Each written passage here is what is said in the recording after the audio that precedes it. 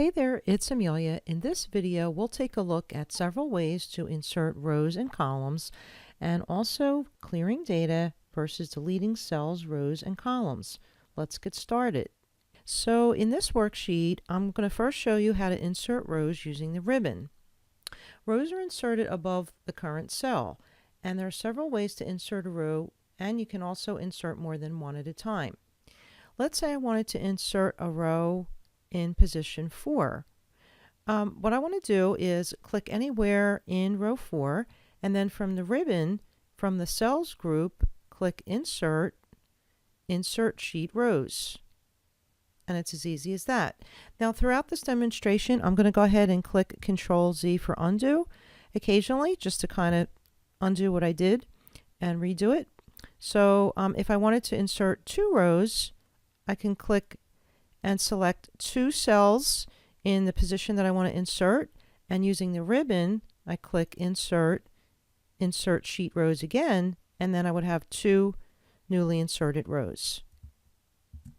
Now that was method 1, and I want to point out that that particular method is applies to Excel 2016, 2013, and 2010, and it is not available in Excel 2007.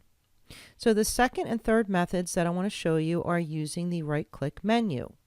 So once again, I'm going to select the cell in the position where I want to insert the row, and once I select the cell, press my right mouse button and then select Insert, and then select, now I have the option of table columns to the left, but in this example I want to select table rows above, and there's my new row. Now I want to show you one more method, which is the fastest method of the 3. Instead of selecting the cell, I'm going to select the row. I right-click the mouse while pointing to the row number and merely select Insert. And that saves me one step, because when I select the whole row, Excel automatically knows that I want to insert a row and doesn't ask me give me other choices. So now let's look at different ways to insert columns. Columns are inserted to the left of the current cell.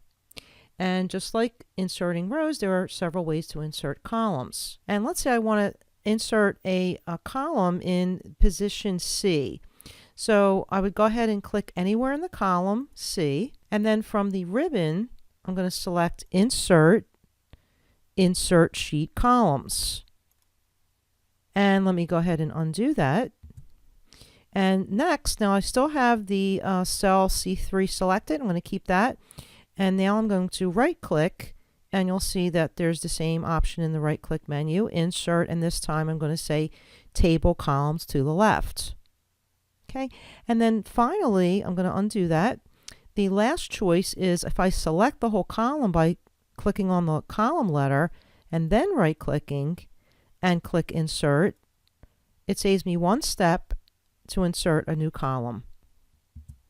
Next, I'd like to show you the difference between clearing data versus deleting cells, rows, and columns. So clearing data removes the data, formula, formatting, attached notes, or hyperlinks from a cell, leaving the cell empty but still available for entering new data. Deleting rows and columns, or even individual cells, on the other hand, allows you to remove the actual cells, rows, or columns. So let's look at several ways to clear data in the cells, rows, or columns. First, using the ribbon. So first, I want to select the cells that I would like to clear the data from. So in this case, let's say I want to select the status and the start date. So I select the cells that I want to clear. From the editing group on the Home tab, I'm going to click on the drop-down menu for Clear. So I have Clear All, which would clear everything from the cells. Clear Formats would just clear the cell formats. Clear Contents, which would clear the data and the formulas. Clear Comments, which would clear any attached comments, or clear hyperlinks, in case there's any hyperlinks that you want to clear. So in this case, I want to select Clear All, and that clears everything out of those cells. Now, another faster method, let me undo that, would be to select the cells and then right-click, and then from here, just select Clear Contents. And then a third method would be using your keyboard, which I'm going to undo this. which I find that this is the fastest method to just clear contents, would just be to hit the delete button after you select the cells. Okay, and finally, let's look at several ways to completely delete cells, rows, or columns using the ribbon and the right menu. So method number 1, if you wanted to delete cells, rows, and columns using the ribbon, first you would select the cells, or in this case, let me go ahead and select the row by clicking on row 5. And then from the cells group in the Home tab, I'm going to click on the drop down and then select Delete Sheet Rows. Now you can select Delete Cells and that would accomplish the same thing. But if you have selected just a portion of the row, then just the portion of that row would be deleted. And then it's going to ask you whether you want to push the information to the left or right or up and down. In this case, it doesn't apply because I want to delete the whole row. So again, I would click Delete Sheet Rows. Okay, and next, let me show you how to delete a column. You would just select the whole column and then click in the cells group, Delete Sheet Columns. And let me just undo those.